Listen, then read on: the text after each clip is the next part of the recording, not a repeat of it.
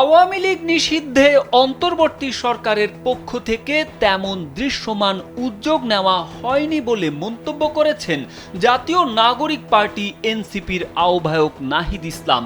বৃহস্পতিবার নিজের ফেসবুকে দেওয়া এক ভিডিও বার্তায় আওয়ামী লীগের রাজনীতি নিষিদ্ধের দাবিতে বিক্ষোভ সমাবেশের ঘোষণা দেন তিনি। এ সময় তিনি বলেন, আমরা 5 আগস্টের পর থেকে বলে আসছি আওয়ামী লীগ কোনোভাবে বাংলাদেশের মাটিতে রাজনীতি করার নৈতিক অধিকার রাখে না এবং তার আইনি বন্দোবস্ত করতে হবে। আওয়ামী লীগ গেল 1.5 দশক ধরে বাংলাদেশে একটি ফ্যাসিজম কায়েম করেছে। বাংলাদেশে কয়েকটি গণহত্যার সঙ্গে আওয়ামী লীগ জড়িত। এখন যে কোনো ব্র্যান্ডের পুরাতন এসি বদলে নতুন ওয়ালটন এসিতে উপভোগ করুন 25% ছাড়। বিরোধী রাজনীতির লোকেরা গুম, খুন ও ক্রসফায়ারের শিকার হয়েছে। এই সব কিছুর বিচারের জন্যই গণ অভ্যুত্থান হয়েছিল।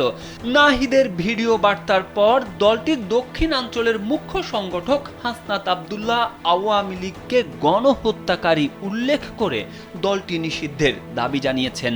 বৃহস্পতিবার মধ্যরাতে সামাজিক যোগাযোগ মাধ্যম ফেসবুকে দেওয়া এক স্ট্যাটাসে হাসনাত এ দাবি তোলেন।